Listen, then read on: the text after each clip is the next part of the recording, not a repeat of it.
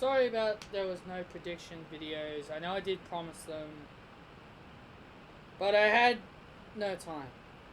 I had no time to do any prediction videos. So here it is. We're just going to be doing the Survivor Series review. I did watch Survivor Series. I was able to watch, I guess highlights of it because I didn't have the network. I was able to watch highlights of it on YouTube. Sorry about my hair looking really messy, but I don't think you guys really care about that, to be honest. But anyway, I'll run down the results for you guys real quick.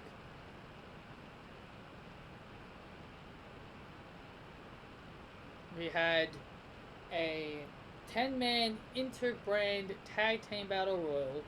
Teams of Bobby Roode, Dolph Ziggler, Robert Roode, the Street Profits, the Forgotten Sons from NXT, the Lucha House Party, Grand Metalik and Lince Dorado, Kurt Hawkins and Zack Ryder, Imperium, Fabinal Aichner and Marcel Barthel from NXT UK, Heavy Machinery, Breezango from NXT, The Revival, and the OC, and Dolph Ziggler and Robert Roode got the win, scoring SmackDown their first point. Now, I'm going to mention something real quickly here, because this is something that really bothered me. Last year at Survivor Series, they didn't count the pre-show last year. Last year they didn't count the pre-show, and now this year they count the pre-show. How does that make any sense? How do you not count the pre-show last year, which, by the way, it should have counted. By the way, pre-show should count. I'm just saying that last year they didn't count the pre-show. So, don't know why they're counting it now. If they didn't count it last year, they shouldn't have counted it. Well, I'm glad they did count it, but still, I found that a bit weird. But anyway, so Dolph Ziggler and Robert Roode won. So SmackDown drew first blood. Next we had an inter-brand triple threat for the Cruiserweight title. It was Lio Rush, the champion, taking on Akira Tozawa from Raw and Kalisto from SmackDown. Lio Rush got the win, scoring NXT their first point. The Viking Raid, we had champion versus champion triple threat. We had the Viking Raiders take on the New Day and the Undisputed Era's Bobby Fish and Kyle O'Reilly. And the Viking Raiders got the win. So therefore, Raw got the first win there as well. So the scores were 1-1 when the main show began. So the first match was Team SmackDown, Sasha Banks, Carmella, Dana Brooke, Lacey Evans, and Nikki Cross, taking on Team Raw of Charlotte, Natalya, Asuka, Kairi, Sane, and Sarah Logan, and Team NXT, Rhea Ripley, Bianca Belair, Candice LeRae, Io Shirai, and Toni Storm. It's great to see Toni Storm in this matchup. So, by the way, on Wikipedia, they've got a full list. They've got the whole list of eliminations and how the eliminations happened. They haven't done the men's. They haven't started the men's. Oh, well, now they've done it because I just checked. But anyway, just reopened it. But anyway, here we go. Here we go. The first elimination was Nikki Cross. She gets eliminated by Bianca Belair by a roll-up. Then we had Bianca Belair again scoring another pinfall, and this time was on Sarah Logan after a 450 splash. And we had Charlotte pin Carmella with a natural selection. Sasha Banks pinned Kairi Sane after a meteor. Asuka pinned Dana Brooke with a roundhouse kick. Also, Asuka spat green mist in the face of Charlotte.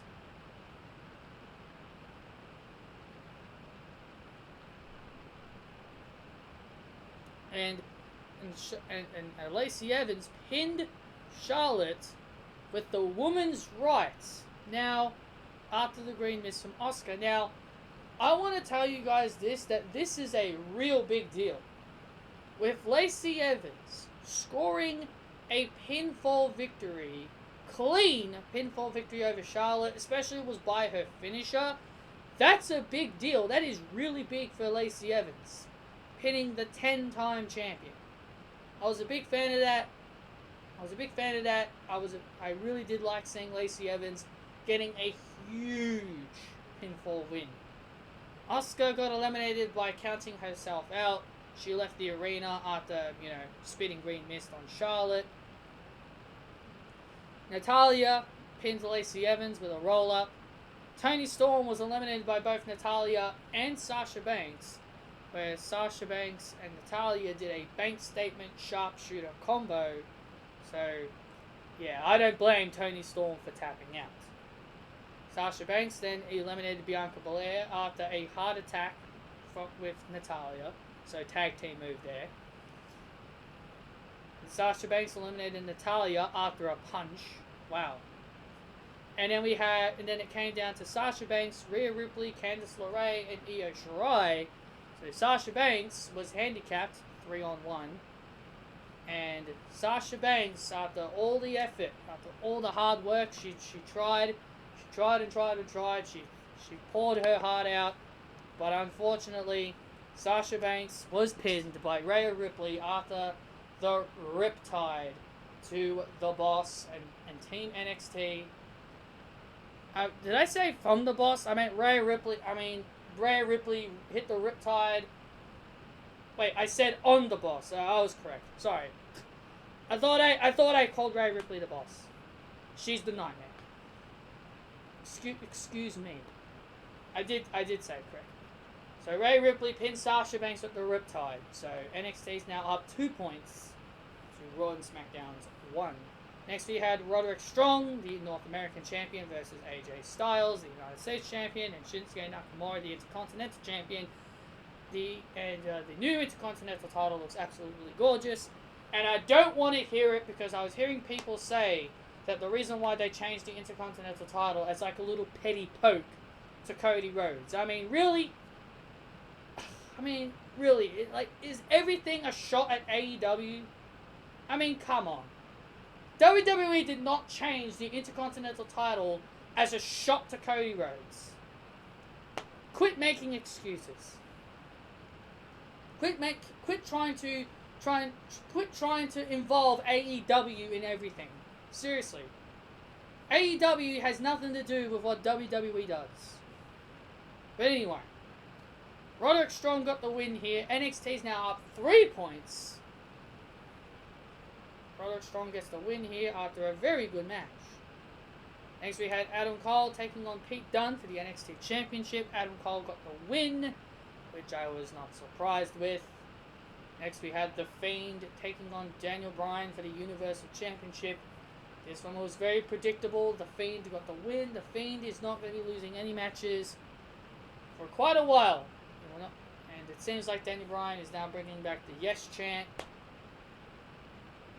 Next we had the men. Now we have the men's Survivor Series. It was Team SmackDown of Roman Reigns, Braun Strowman, King Corbin, Mustafa Ali, and Chad Gable versus Team Raw of Seth Rollins, Drew McIntyre, Kevin Owens, Randy Orton, and Ricochet, and Team NXT of Tommaso Ciampa, Damian Priest, Matt Riddle, Keith Lee, and Walter. So that was very interesting. So that was very interesting. So the first elimination was Walter. Very surprising here to see Walter was the first man eliminated after a Claymore kick from Drew McIntyre. Very impressive to see Drew McIntyre pin the NXT United Kingdom champion. Kevin Owens eliminated Chad Gable after a frog splash. Tommaso Ciampa pinned Kevin Owens after a Widow's Bell. Okay, I'm not sure what move that is. I think that is a new one. Randy Orton pinned Damian Priest after a RKO, a beautiful RKO. Then Matt Riddle eliminates Randy Orton via roll-up. God damn you. King Corbin pinned Matt Riddle after an RKO from Randy Orton. So King Corbin basically took the credit from Randy Orton after he got eliminated.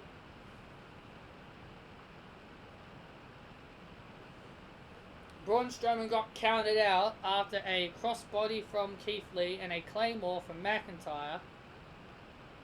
So King Corbin eliminated Ricochet after an end of days. Seth Rollins eliminated Mustafa Ali after the curb stomp. Roman Reigns eliminated Drew McIntyre after the spear.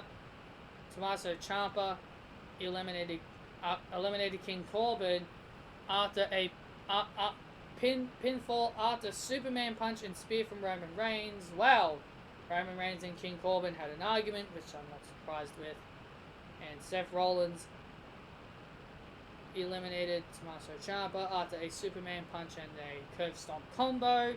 Keith Lee eliminated Seth Rollins after a jackhammer. And it came down to Roman Reigns and Keith Lee. And Roman Reigns gets the win for SmackDown as he pins Keith Lee after a spear. Beautiful. Absolutely great match. Both Survivor Series matches were absolutely great. And the mid-card belt was great as well. Next match was Brock Lesnar taking on Rey Mysterio for the WWE Championship. Another predictable one here. I like the world title matches were pretty predictable. I knew none of them were going to change. Brock Lesnar gets the win here, but Rey Mysterio put up a fight. He gave Brock Lesnar a 619. Dominic was in there as well.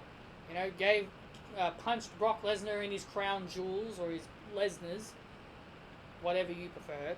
Then a double 619. Rey Mysterio was even, Dominic even smacked Brock with a chair, gave him a frog splash. But after all the effort, it was not enough.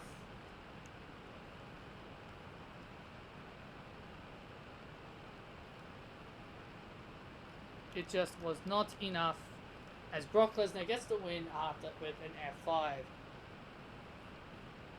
So the final match took place. SmackDown needed a win here. If Bayley was able to win this match, she would have tied the score 3-3. She would have been able to tie the score with NXT. So it was Shayna Baszler versus Becky Lynch versus Bayley in the main event.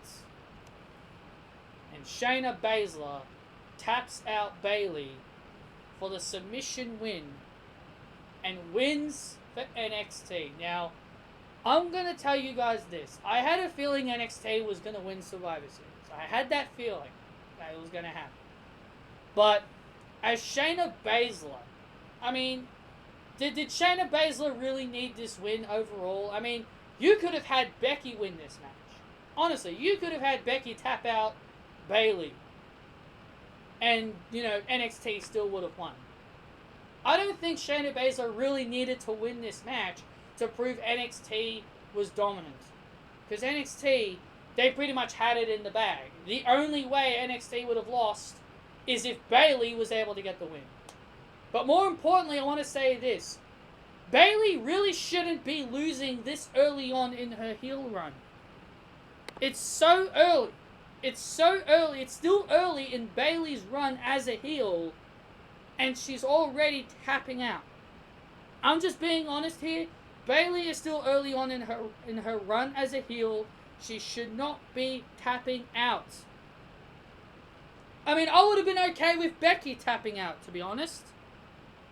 I'm going to be brutally honest. I would have been okay if it was Becky that tapped out to Shayna Baszler. I would have been fine with that because it wouldn't have affected Bayley. To me, Bayley should not have really, lost here. In my personal opinion.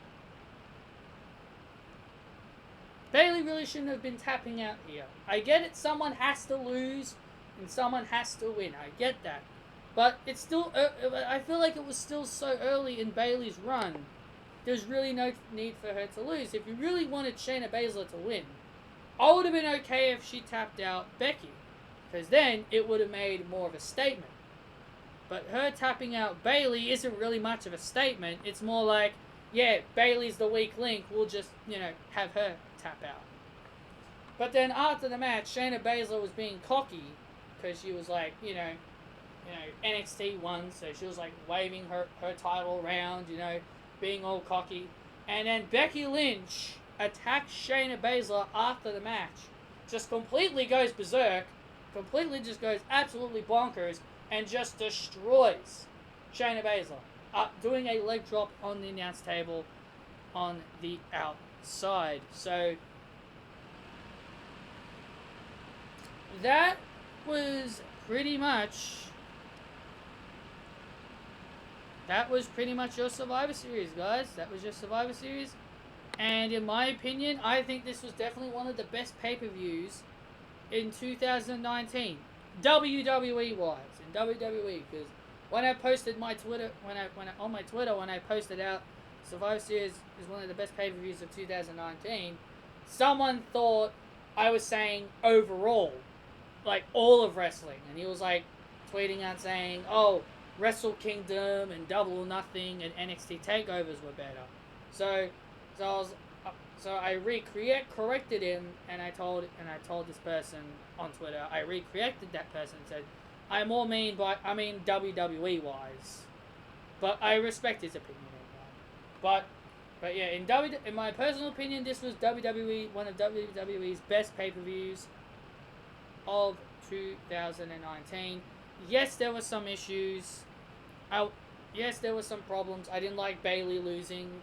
Felt like it was too early for her. I felt like Sasha really should have won the Team Smackdown match, in my personal opinion. The Team Smackdown. I really feel that way, because I feel like Sasha needed it. But either way, it is what it is. So, hope you guys enjoyed. Hit that thumbs up if you guys did enjoy this review. Let me know down below what are your thoughts and opinions on Survivor Series. And I will see you all in my next video of Monday Night Raw. And I will see you all next time. See you later, guys.